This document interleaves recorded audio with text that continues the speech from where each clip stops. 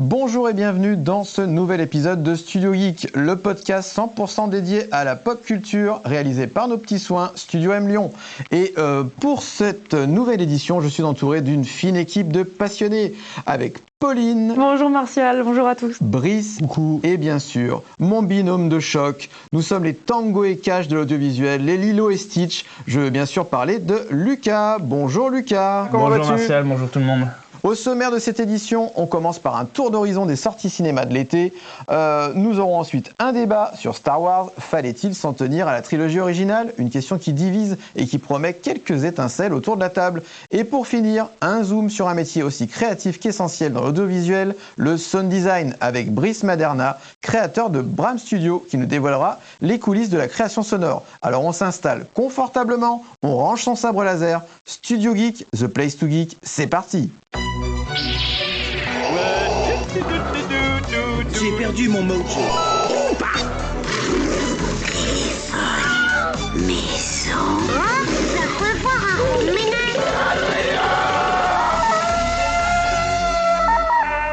Studio Geek. The Place to Geek. Bonjour à tous. Donc comme on s'en est parlé il y a quelques instants, nous allons évoquer l'actualité ciné avec beaucoup de belles sorties à venir. Très récemment, si vous avez écouté notre premier podcast et vous avez intérêt, nous avons évoqué Superman en long, en large. Donc si on revient un petit peu sur ce film-là, vous êtes tous, je crois, autour de la table, tous et toutes, plutôt OP pour aller le voir avec un certain intérêt, même si vous aimeriez des fois un peu de nouvelles licences. C'est ça, Brice ? C'est ça. Après, voilà, à voir. Ok. Pauline, curieuse de ce nouveau Superman qui pourrait être pour toi une clé d'entrée, je crois, dans l'univers pour approfondir un petit peu tes connaissances du personnage. Exactement. Hâte de voir ça. Ok, super. Bon, Lucas, je ne te demande pas. Tu iras avec ton tibia tatoué avec Superman, découvrir ce nouvel opus. Exactement. Eh bien, écoute, on s'en reparlera très vite.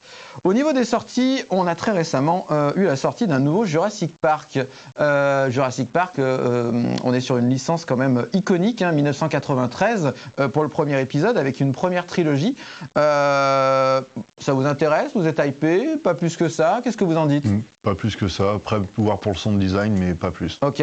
C'est vrai qu'on se rappelle quand même, notamment dans la première trilogie, quelques scènes où simplement le sound design pouvait avoir un impact sur les émotions, notamment la peur. Rappelez-vous de la scène du premier avec, c'est les vélociraptors dans la cuisine, où on ne les aperçoit pas réellement, on voit juste des petits bouts de pâte, etc.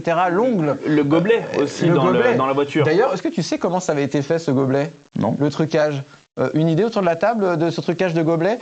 Souvenez-vous, pour celles et ceux qui veulent se remémorer un peu cette scène, on est sur un gobelet dans une voiture avec un liquide à l'intérieur, de l'eau, je crois, vraisemblablement. Ouais, c'est ça, et d'un coup, des petites ondulations s'en font dans ce gobelet. Et en fait, ils se sont creusé la tête pour se dire comment on va réussir à créer ces petites ondulations. Et bien, très simplement, hors champ, il y a un guitariste. Et le guitariste gratte un peu les cordes et le son émis par la guitare a créé ces fameuses petites ondes. Voilà, c'est aussi ça, la passion de la pop culture, c'est les petites anecdotes et on est content de pouvoir vous les partager aujourd'hui. Merci. Donc, Jurassic Park, on part du coup sur vraisemblablement une nouvelle trilogie, puisqu'il y a eu Jurassic World qui était sorti il y a quelques années, avec Chris Pratt notamment, qui reprenait un peu certains codes de Jurassic Park, mais en les étoffant de nouvelles créatures, parce que parfois maintenant on n'est même plus forcément sur du dinosaure, mais plutôt de la créature un peu hybride au sein de l'univers Jurassic Park. La création toujours d'une nouvelle île ou d'un nouveau parc, et on sait comment ça se passe, il y a quelque chose qui va mal se passer, c'est le cas de le dire, et on est parti pour 2 heures d'action, un peu de frisson, mais pas tant que ça finalement, parce que l'idée c'est souvent des films, c'est une production Amblin, donc Steven Spielberg, donc on est plutôt sur de la production familiale. Steven Spielberg, c'est des films en veux-tu, en voilà. On a eu notamment Les Dents de la Mer, on a eu E.T. Et tant d'autres productions. Donc là, pour Jurassic Park, ils ont fait appel à quand même un grand nom puisqu'ils ont utilisé en tête d'affiche Scarlett Johansson. Oui. Est-ce que c'est quelque chose qui pourrait pour vous être un élément intéressant en vous disant j'ai envie de voir un peu Scarlett Johansson dans un rôle un peu badass? Lucas? On l'a vu dans les rôles badass avec Black Widow dans les Marvel Lucy aussi. Oui. Donc voilà. J'irai pas le voir pour Scarlett Johansson. J'irai pas le voir forcément aussi au cinéma. J'étais pas hyper chaud pour la nouvelle trilogie Jurassic World parce que moi c'était Jurassic Park. Voilà pour moi. Mais j'ai été surpris par Jurassic World. J'ai bien aimé. Mis à part le dernier, même s'ils ont voulu rapprocher les personnages de la première trilogie et ceux de la deuxième. Mais voilà, non, le nouveau Jurassic World, je crois. Oui, c'est ça, c'est Renaissance. Renaissance. De toute façon, c'est souvent comme ça. C'est Renaissance, Reborn, Awakening, etc., etc. Peut-être j'irai le voir, peut-être non. J'attends d'avoir un peu plus d'infos. D'accord. C'est à l'occasion, mais c'est pas. C'est pas comme pour Superman. C'est pas ma sortie de l'été. Ok, ça marche. À suivre. On verra un petit peu si ça donne naissance à d'autres suites. Ce serait pas étonnant. Généralement, on est plutôt sur un rythme. Tous les 4 ans, ils nous en sortent un nouveau. Après, on aimerait peut-être un jour une version un peu plus effrayante. Un peu moins grand public, ça pourrait aussi permettre de découvrir l'univers différemment. On n'est pas à l'abri d'une série un jour Jurassic Park, je sais qu'il existe déjà des dessins animés, des petits dessins animés d'une vingtaine de minutes, etc. Dispo sur Netflix d'ailleurs. Donc voilà, à voir comment va évoluer la licence. Au niveau des sorties, un film, Lucas, qui va beaucoup plus t'enthousiasmer puisqu'on va parler des 4 Fantastiques. Ah oui. Alors, qu'est-ce que tu penses de ce nouveau film? Alors, pour avoir vu la bande-annonce, ça répond à tout ce que j'attendais. Du spectacle, de l'émotion, de la nouveauté, de la fraîcheur.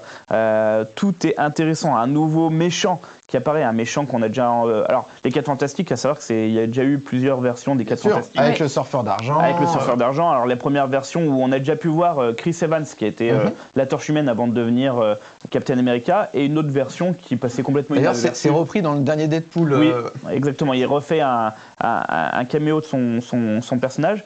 Mais là, voilà, là, c'est du grand spectacle qui arrive. J'ai hâte de le voir. J'irai le voir, comme Superman, le premier jour, pour pas me faire spoiler par les autres personnes. J'irai le voir, c'est le film, je le mets au même niveau que Superman. Voilà. Alors, dans mes attendus de l'année. Ce qui a l'air intéressant, c'est l'angle choisi un petit peu. Bon, déjà, le cast est intéressant, avec notamment Pedro Pascal, qui est un acteur que l'on voit un peu de partout en ce moment. On l'a vu dans Last of Us, la série. On l'a vu aussi... Game of Thrones. Comment? Dans Game of Thrones. Dans Game of Thrones, voilà, on l'a vu dans beaucoup de choses. Et dans le Mandalorian aussi, où il a le rôle principal, même si on le voit jamais finalement. Et d'ailleurs, il avait confessé ne quasiment plus jouer les scènes. Il prête juste sa voix en voix off et il a une doublure. Il aurait une doublure en fait qui fait le rôle quand il a le casque. Oh. Et lui, ça lui permet de se libérer sur d'autres tournages. Pas bête, le Pedro Pascal. Et oui, effectivement. Donc les 4 Fantastiques, oui, ce que je disais, l'angle intéressant, c'est qu'on va être sur un peu une DA qui se rapproche un peu de ce qu'on a pu connaître avec Vendavision. Donc un aspect un peu décalé, un peu à la fois rétro-vintage. Ils sont dans du rétro-futuriste tout le long de leur film, leur production. Ça se passe encore dans un autre univers que les Marvel qu'on a pu connaître. C'est-à-dire que voilà, ils sont vraiment la période, la phase chez Marvel Cinematic Universe, c'est la phase 5, multivers. C'est ça. C'est le multivers. Donc voilà, encore un univers qu'on découvre dans une autre époque. Donc voilà, ça va être intéressant. À voir si c'est accessible pour ceux qui n'ont pas forcément vu d'autres productions. Je crois qu'ils n'ont pas prévu d'origin story non plus spécialement. Parce qu'on les connaît, leur pouvoir, d'où ils viennent. C'est comme on avait déjà dit sur Spider-Man, Superman, Batman, etc. À voir ce qu'ils vont donner, mais ça va être un beau film. Bon, à suivre. Tu as l'air convaincu en tout cas, Brice. C'est vrai en regardant le trailer sur la direction artistique de l'univers, c'est vrai que ça fait une sorte de, comme tu dis, rétro-futuriste sur les années 50, un peu comme comme dans Fallout, comment ça a évolué avant qu'ils se prennent des tonnes de têtes nucléaires. Donc effectivement.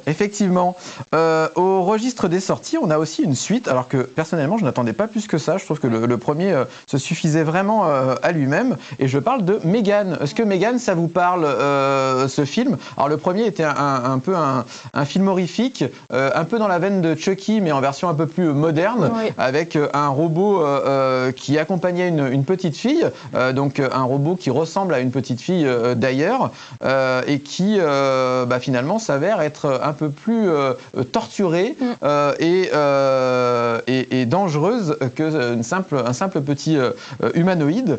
Il y avait quelques scènes qui avaient permis au film d'ailleurs de rencontrer le succès. Je ne sais pas si vous vous souvenez, mais sur TikTok, on voyait tout le temps la danse de Megan, Oui. et ça avait été récupéré. Il y avait une vraie trend dessus, et c'est ce qui a donné suite à de l'intérêt autour de ce film.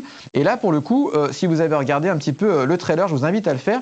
On s'éloigne complètement de ce concept où en fait on va être sur d'autres présences de robots, on va être sur une Megan qui finalement va se retrouver à être une Megan foncièrement héroïne, un peu à l'image de ce qu'on a connu dans Terminator 2 par rapport au premier, où dans Terminator 1 le T-800 est un méchant bien méchant, et dans le 2 il est là pour sauver John Connor. C'est un peu visiblement la même idée, un mélange un peu de plusieurs ingrédients.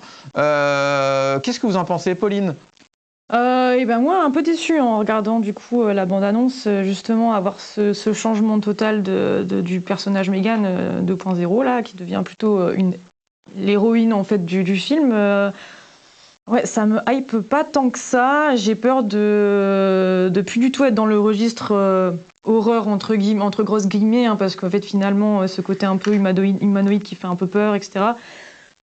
Voilà, à voir. Je pense pas que j'irai le voir au cinéma. Après, je suis toujours curieuse, donc je le regarderai forcément. Mais Ouais, plutôt sur les plateformes, c'est ça? oui, c'est ça. Je pense pas pour moi, le 2 ne sert pas forcément à grand chose. Ok. Brice, un avis sur ce film?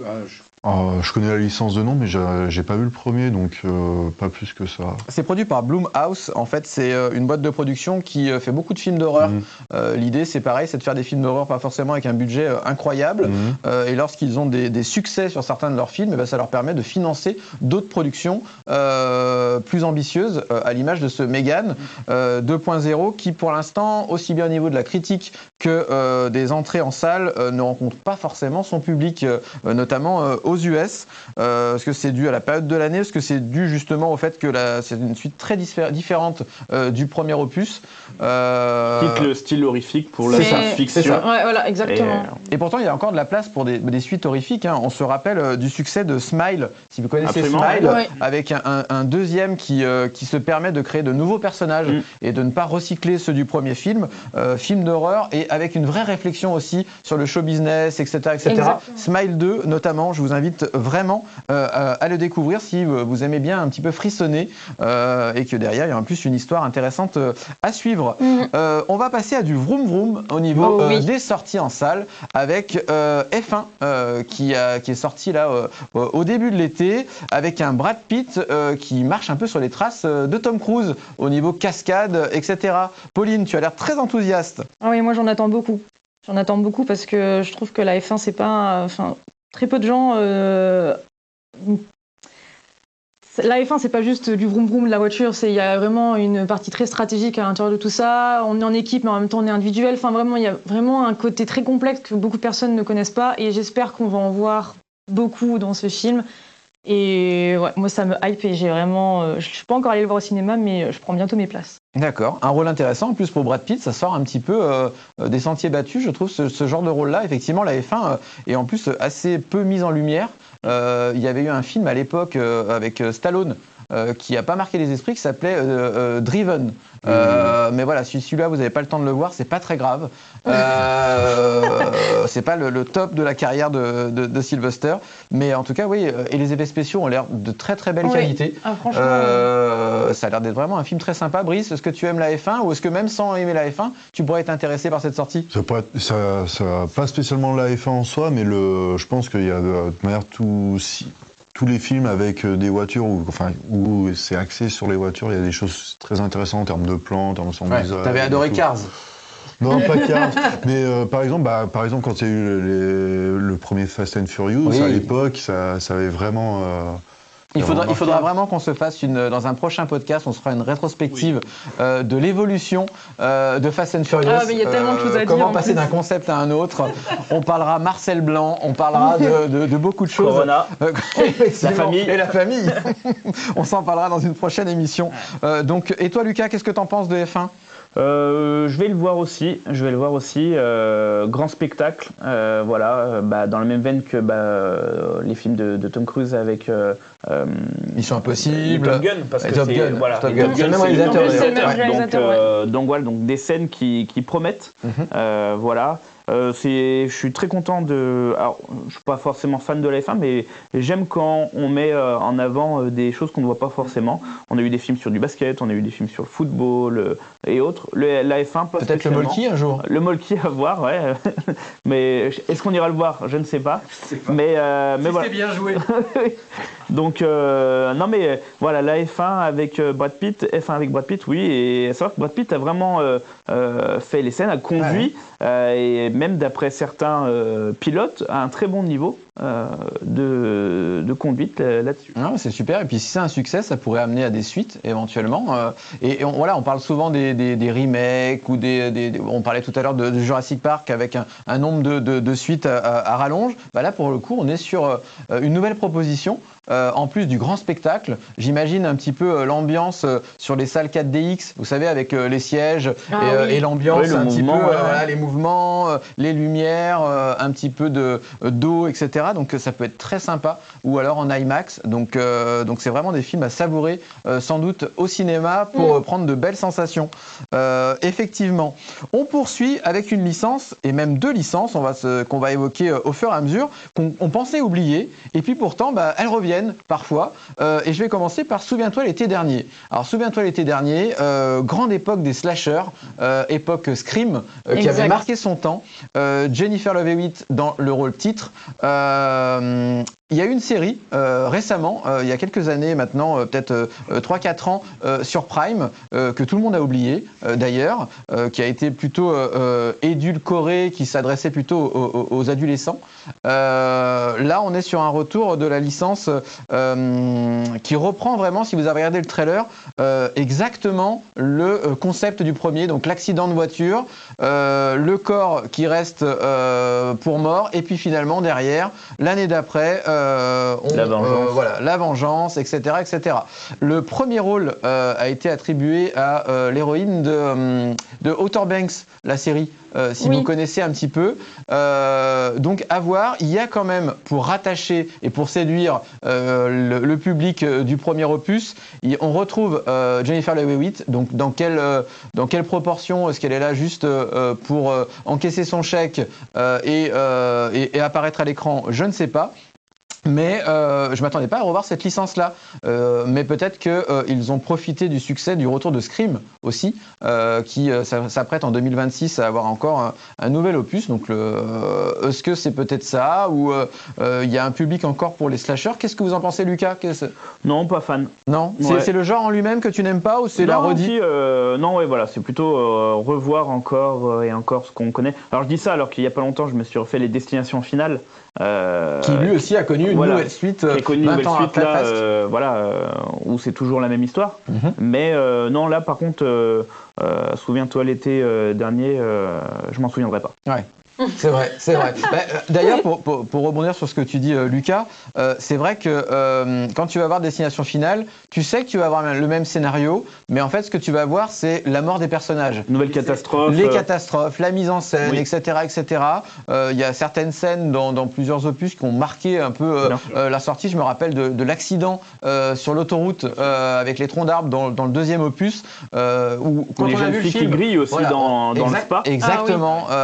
Et puis, c'est devenu au fur et à mesure des épisodes, le toujours plus, mais toujours avec ce côté presque grand guignolesque et rigolo. Alors que là, pour le coup, Souviens-toi l'été dernier, ça semble ne pas apporter grand-chose, si ce n'est peut-être faire découvrir à une nouvelle génération de spectateurs et tenter sa chance au cinéma. Brice, les slashers, c'est oui, c'est non? J'avais vu Souviens-toi l'été dernier quand il était sorti au cinéma. Je crois que c'est même le premier film, le premier slasher que je vais voir au cinéma, qui était fallait avoir plus de 12 ans pour le voir. Ok, la fierté de pouvoir y aller à l'époque. Carrément, à l'époque, ouais. Mais là, faire un remake là-dessus, ouais, non. Non, pas nécessaire. Ouais, Ok, je ça passe. marche. Et toi, Pauline? Moi, je suis hypée de ouf parce que je ne connaissais pas Souviens-toi l'été dernier. Donc, enfin, en tout cas, je connaissais deux noms, mais je les ai jamais vus. Donc, pour moi, bah, c'est du nouveau et moi, j'aime beaucoup ça. Donc, moi, Ouais. Ok, donc voilà, typiquement, c'est ce qu'on se disait, peut-être s'ouvrir à un nouveau public, faire Exact. découvrir, et peut-être que tu auras la curiosité ensuite d'aller voir le premier opus. Ouais. D'ailleurs, il y a eu 2 films, hein. Le deuxième, on en parle moins, avec Brandy, de Brandy et Monica, C'est rappelez-vous, à l'époque. Mais le premier, franchement, était très sympa, donc Ouais. à voir, ne serait-ce que pour découvrir qui est la personne qui souhaite se venger Carrément. à la fin du film. Carrément. On poursuit cette analyse des sorties de l'été avec une série de films que j'adore. Un gros big up, une grosse pensée à Monsieur Miyagi, puisque un nouvel opus de Karate Kid sort, donc sans Monsieur Miyagi bien entendu. J'espère qu'ils vont pas nous jouer la petite scène où il revient en deepfake ou en image de synthèse. Mais alors là, pour le coup, ça fait suite, même si visiblement c'est complètement indépendant, à l'univers de Karate Kid et donc de Cobra Kai aussi, où on retrouve le héros des deux contenus qui se retrouve à faire équipe avec Jackie Chan, qui lui était le sensei du fils de Will Smith ouais. dans le remake de Karate Kid. Donc en gros, l'idée c'est de rassembler ces deux univers Karate Kid. Qu'est-ce qu'on en pense ? Vous en pensez quoi, vous? Brice, qu'est-ce que t'en penses? Est-ce que déjà tu avais vu les anciens Karate Kid? Est-ce que tu as passé... Oui, j'avais vu Karate Kid 1, 2 et 3, il me semble, à T'as l'époque. pas vu gamin. Miss Karate Kid du coup? Non, je l'ai pas vu parce que celui-là, il n'a pas trop été diffusé à la télé. Après, du coup, j'ai vu Cobra Kai. J'ai vu celui avec Jackie Chan et le fils de Will Smith. Et je sais pas. Est-ce que, du coup, le film avec Jackie Chan, ils avaient repris quand même un ton un peu plus sérieux quand même. Est-ce que là, ils vont mélanger les deux styles Karate Kid, Cobra Kai, avec la version Jackie Chan? Je sais pas. Faut voir. Ouais. Faut voir. Ce qui plaît beaucoup dans Cobra Kai, qui a été une série qui a cartonné sur Netflix, d'ailleurs c'était une série à la base sur YouTube Red à l'origine, donc c'était vraiment un test, mais c'est aussi le côté très nostalgique, où à la fois au niveau de la soundtrack, que notamment je pense au personnage de Johnny aussi, qui est vraiment rétro, il est resté dans les années 80, etc. Donc il y a ce côté nostalgique qui plaît à la fois aux nouveaux venus et aussi aux anciens qui ont apprécié la trilogie d'origine. Là, je suis pas persuadé que ce soit le ton du film. C'est ça. Et puis Karate Kid, c'est devenu presque Kung Fu Kid si on se base sur la bande-annonce. Donc à voir. Ouais, et pour ajouter, c'est vrai que dans Cobra Kai, il y a cette forme d'exagération au fil des saisons qui fait que ça a pris une patte bien particulière pour extrapoler ce qui avait été fait dans le Karate Kid, où là, vraiment, ils sont lâchés. Après, peut-être, probablement, ça va revenir sur un truc un peu plus sérieux. Bon, à voir. Du coup, effectivement, on ne sait pas vraiment à quoi s'attendre. Pauline, de la hype ou pas du tout vers Karate Kid? Est-ce que tu connaissais la licence un peu? Ah non, moi j'ai regardé seulement celui avec le fils de Will Smith. D'accord. Donc hypé toujours, la curiosité. En Ok. fait, C'est toujours cette ouverture d'esprit Ouais, toujours. pour découvrir C'est ça. des nouvelles licences, etc. Bah écoute, tu te feras ton avis et Exactement. n'hésite pas après à nous en parler. Et vous aussi d'ailleurs qui écoutez ce podcast, il est fait par nous, mais il est fait pour vous. Et l'idée c'est qu'on puisse échanger tous ensemble au travers de ces sujets. Donc si vous êtes d'accord, si vous n'êtes pas d'accord, n'hésitez pas à nous faire des petits retours, que ce soit sur nos différents réseaux. Voilà, on sera toujours complètement ouvert à ça. Et si un jour vous avez quelqu'un qui parmi vous qui aime la pop culture et qui veut venir partager un moment sympa avec nous, on en sera peut-être ravis. Donc n'hésitez pas à vous manifester et en tout cas à réagir sur nos différentes plateformes. On termine termine cette sélection de films de l'été avec Freaky Friday 2, donc la suite d'un film qui maintenant date de plus de 20 ans, où on est avec une maman et sa fille qui inversent en fait leur corps. Donc la jeune fille se retrouve dans le corps de sa maman et inversement. C'était un film donc produit par Disney à l'époque. Ce qu'il fallait faire une suite 25 ans ou 20 ans après. Pauline, qu'est-ce que t'en penses? Tu fais la moue? Vu et revu, quoi. Ouais. Voilà, moi je pense qu'il n'y avait pas besoin de suite. Après, au vu de la bande-annonce, ça a l'air assez drôle.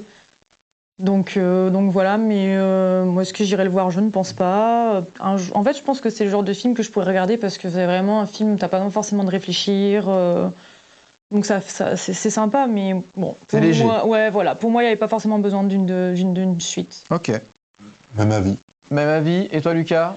J'ai fait le mauvais élève, j'ai pas regardé la bande-annonce parce que ça m'intéresse pas. Ça t'intéresse pas? J'ai vu le premier, ça me Ok. suffit, c'est sympathique. Mais après, comme a dit Pauline, c'est vu et revu. Hein. Il y a eu déjà des versions, je repense à Ryan Reynolds qui a fait le même film avec Jason Bateman où ils inversent leur corps, etc. de copains. C'est encore le DC Universe, ça, peut-être? Non, c'est pas le DC Universe. Donc non, c'est pas forcément le film que j'irai voir. Moi, s'il n'y a pas de super pouvoir ou de dinosaures, j'irai pas les voir. Donc tu n'iras pas voir non plus L'Accident de piano, le dernier film de Quentin Dupieux. Tout dépend, parce que je sais qu'il y a Adèle, c'est une actrice que j'aime beaucoup, je trouve qu'elle est talentueuse, elle peut jouer plusieurs rôles, donc voilà, j'ai vu la bande-annonce, c'est intéressant, et puis c'est Quentin Dupieux. Quentin Dupieux, voilà, c'est un univers décalé. Cette bande-annonce, je ne sais pas ce que vous en avez pensé tous autour de cette table, mais on ne comprend pas forcément ce qui nous attend dans le Non, film. absolument. Ça dit Ça pas grand-chose. Je trouve que c'est super intéressant parce qu'on est souvent dans le reproche que les trailers maintenant en montrent trop, ou parfois, ça s'est vu avec le dernier Captain America où en fait ça spoilait allègrement le combat final du film, qui pourtant était un peu le climax attendu par tout le monde, et finalement il n'y a plus de surprise. Oui. Et là pour le coup, le film de Quentin Dupieux, déjà quand on le regarde, il faut parfois plusieurs visionnages pour pouvoir cerner un peu ce qui a voulu être dit. Ouais, ça peut être effectivement un film très intéressant. Pauline, je te vois hocher la tête et être très enthousiaste. Tu aimes le cinéma de Quentin Dupieux? Alors pas spécialement. Enfin, oui et non parce que je pense que je pense que j'en ai vu qu'un seul de lui. Je ne sais même plus lequel, mais en fait ça m'a pas marqué. Mais en tout cas, L'Accident de piano. En fait, le trailer, comme il en dit pas beaucoup, mais assez pour me donner envie. Ouais, je pense que ça peut être hyper intéressant. D'où l'importance d'un trailer maîtrisé. Voilà. Pauline, elle va passer son été au cinéma. Elle était au cinéma, tout de suite faire sa s'il y a carte. encore une canicule, je pense que c'est le meilleur endroit où on peut être. Mais c'est vrai que le cinéma de Quentin Dupieux, si vous n'avez pas eu encore l'occasion, ou si c'est le cas déjà, je vous invite à voir ou revoir Yannick. Un super film, vraiment, un film complètement original. En plus, il dure qu'1h06, je crois. Donc, ça prend pas beaucoup d'autre temps. Et Raphaël Quenard dedans, magistral, qui porte le film presque à lui tout seul. Raphaël, si tu nous entends, on aime ce que tu fais, on aime ton verbe. Donc, pareil, n'hésite pas à venir le partager avec nous chez Studio M à Lyon. On a presque du café en plus de bonne qualité. Donc, n'hésite pas à venir nous voir. Petit message. On poursuit, les amis, si vous le voulez bien, avec notre débat. Une licence que tout le monde connaît, que tout le monde apprécie, ou presque, et on va se parler de Star Wars. Et la question qu'on voudrait se poser aujourd'hui, c'est fallait-il s'arrêter à la première trilogie? Donc pour rappel, Star Wars, c'est quand même maintenant une série de 9 films canoniques, donc avec la première trilogie qui est sortie pour le premier film en 1977. S'en est suivi une postlogie réalisée par George Lucas, une prélogie, pardon, et une postlogie jusqu'en 2019 avec, spoiler, le retour de Palpatine, qui est décidément immortel. Il aurait dû jouer dans Highlander. En parallèle de tout ça, avec Disney+, on a vu l'essor de bon nombre de séries. Je pense notamment à Andor, à The Mandalorian, etc., etc. Des dessins animés avec la série Clone Wars et bien sûr du contenu sous forme de comics. Qu'est-ce que vous pensez, vous, du fait d'avoir rajouté d'autres trilogies à la trilogie originale? Moi, je pense que en soi, fondamentalement, c'est pas une mauvaise chose. Après, c'est la manière dont c'est traité. Ce qui avait été, par rapport à la prélogie, ce qui avait été reproché surtout, c'est que ça ressemblait énormément à la montée du Troisième Reich. Donc après, c'est pas le fait d'en rajouter, c'est la manière dont c'est traité. Si on prend sur la postlogie, le 7e épisode, c'est l'épisode 4 en plus gros.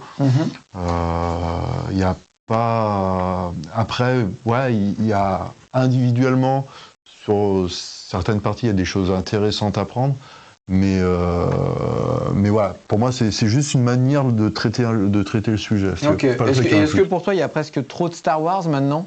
Après, effectivement, la duplication de spin-off de partout, c'est peut-être un peu trop. Ça rejoint sur le fait que peut-être prendre un peu plus le temps de faire les choses correctement et de laisser en fait la magie d'un univers se développer. Et ton préféré sur les 9 films canoniques ? Sur les 9, je crois que ça va être Le Retour du Jedi, c'est le premier que j'ai vu. Okay. Je pense pas juste par nostalgie. Okay. Mais c'est vrai que la trilogie, pour moi, ça reste la meilleure. Ouais. Ok. Et toi, Lucas, alors ? Est-ce que tu aimes Star Wars et qu'est-ce que tu penses du coup de ces autres trilogies qui sont venues s'ajouter à la trilogie d'origine ? Trilogie d'origine que j'ai regardée, la première que j'ai regardée, voilà, petit, grâce à mon père, très fan, voilà. La prélogie, très intéressante, c'est celle que j'ai préférée. Voilà, donc plus actuelle. C'est celle qu'on a vue, nous, peut-être, oui, à nos âges. Mais les d'ado, effets spéciaux etc. aussi qui me parlaient plus. Voilà, parce que. C'est un peu vieilli. Il y a une différence quand même de plusieurs années, de plusieurs décennies entre la première trilogie puis la prélogie. Donc voilà. Et après, je trouve que non, pour la dernière, je crois, vu que ça a été racheté par Disney, ils ont voulu faire ça. C'est trop du marketing. Ouais, du coup, ils ont accéléré un peu le truc en faisant des sorties Lego, parce qu'il y a les films Lego Star Wars, bien sûr. des sorties Lego, des jeux vidéo. En fait, ils ont trop fait du Disney. Ouais, trop de Disney. Et puis non, usine à fric, mais qui fonctionne pas forcément. Voilà. Ok. Donc dispensable cette postlogie. Bon. J'ai bien aimé, mais je trouve que ça rappelle trop ce qu'on a déjà vu. Alors là, il paraît qu'un nouveau film est en préparation, parce qu'il y a eu quelques spin-offs en plus, bien sûr des opus canoniques. On a eu un film sur Han Solo, etc., qui n'a pas forcément fonctionné d'ailleurs. C'était pas une grande réussite. Et là, il voudrait faire encore un film, au moins, ou peut-être une trilogie sur Rey, le personnage qu'on a découvert et qu'on a suivi. Donc héroïne forte encore dans la thématique Disney. Je vous renvoie à notre premier podcast sur le sujet, sur Disney et sur la place des rôles féminins puissants, forts, etc. On est vraiment sur cette dynamique-là.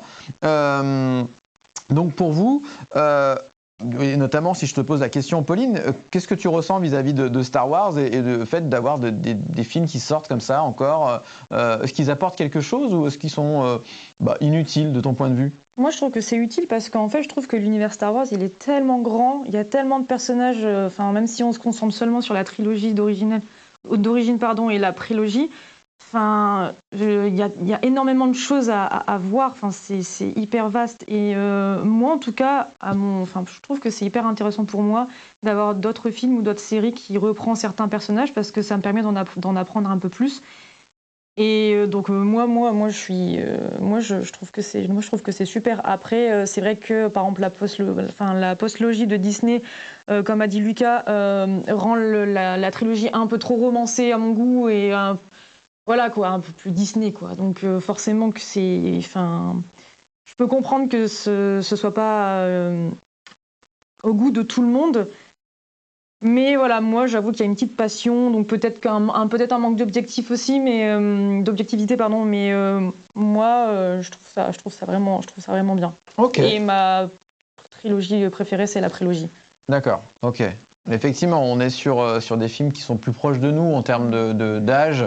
On a pu les voir au cinéma. Voilà, on a vécu les sorties. Moi, je me rappelle de l'annonce du premier de cette prélogie, avec la course notamment de Pod Race. Quand j'ai eu mon premier home cinéma, avec un lecteur DVD. Je me repassais la scène pour tester mon équipement, etc.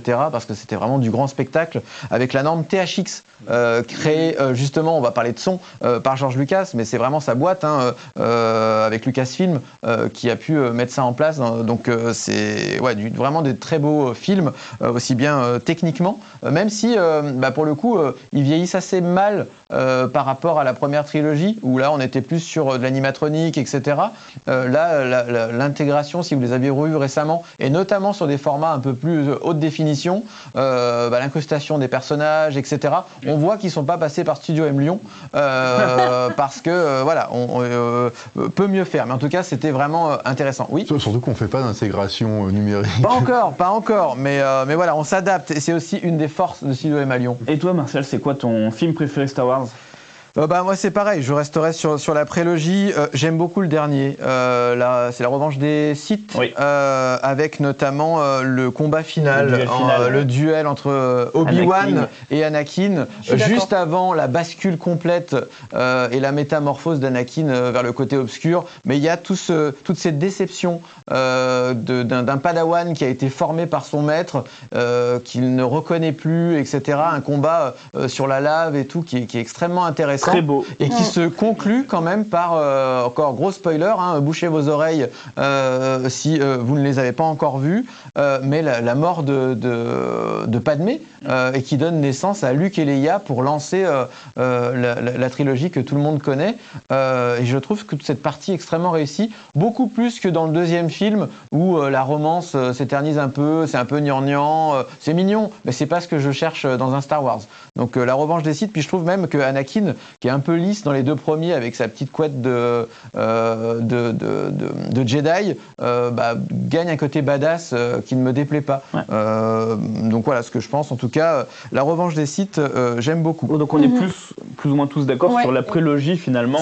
C'est ça. Moi, c'est la trilogie originale. Et ce qui serait intéressant, vous qui nous écoutez, si vous êtes plus jeune, si vous êtes autour de la vingtaine par exemple, c'est de savoir ce que vous préférez. Est-ce que vous préférez ces films que vous avez découverts au cinéma, donc de la post-logie, ou alors est-ce que vous préférez les films un peu plus anciens, mais qui vous évoquent davantage Star Wars et son univers étendu. Donc n'hésitez pas à réagir. Et nous terminons ce podcast avec la découverte d'un métier, le métier du sound design, l'importance du son à l'image. Et pour nous parler du sound design, on a Brice Maderna qui est avec nous, de Bram Studio, donc son studio. Est-ce que Brice, bonjour déjà, est-ce que tu peux nous reparler un petit peu de ton parcours de sound designer ? Oui, du coup, donc avant de faire du sound design, du coup, je travaillais, j'ai fait 15 ans de logistique d'entrepôt. Puis après, donc j'ai fait un peu le tour et j'ai décidé de faire une reconversion professionnelle. Et en cherchant longtemps avec ma femme, on trouve justement le métier de sound designer, ce qui est un métier qui, à mon époque, n'existait pas. Donc du coup, en 2020, je m'inscris à Studio M pour faire et du coup, 2 ans de sound design. C'est quoi alors exactement le travail d'un sound designer ? Qu'est-ce qu'il fait exactement ? Donc du coup, le sound designer, lui, il manipule du son. Ok. Il le manipule, il le travaille pour créer du son. D'accord. Pour concevoir du son. Donc il va créer des bruitages, qu'est-ce qu'il fait ? Il travaille sur des logiciels, il le fait avec du matériel, en quoi ça consiste exactement ? Alors, du coup, lui, le sound designer, il peut utiliser des bruitages qu'il a enregistrés, des sons de banque de sons, il peut créer du son à partir des sons de synthèse via des synthétiseurs ou autres, le travailler avec des effets sonores, les inverser, les étirer, les couper, prendre quelque chose de bien précis et ensuite le layerer avec d'autres sons pour créer un nouveau son. Oui, parce qu'on rappelle aussi que beaucoup de productions, même la plupart des productions que l'on peut regarder, à la base, souvent, donc sont enregistrées en studio ou dans les conditions naturelles, mais nécessitent d'avoir toute une nouvelle bande son réalisée pour de nouveaux bruitages, etc., pour éviter tout ce qui est bruit parasite sur un lieu de tournage, etc. Et c'est là aussi intervient le sound designer, c'est ça? Voilà, du coup, oui, il peut être mené à enregistrer des bruitages bruts, qui sont une catégorie de sons. Et après, il y a les sons qui sont plus travaillés parce que ce ne sont pas des sons qui existent dans la nature. Donc à un moment, c'est plutôt cette partie-là qui est très intéressante dans son design. C'est-à-dire, c'est obtenir un nouveau résultat. Ok, des sons de synthèse, quoi. Ok, et quelles sont les qualités requises pour être un bon sound designer, selon toi? Où il faut être motivé, être passionné, surtout être très passionné, avoir de l'oreille, prendre le temps d'écouter, être critique, alors pas critique à se flageller, mais être critique sur ce qu'on fait, sur les choses à améliorer, et puis foncer, ne pas avoir peur. Ok, super.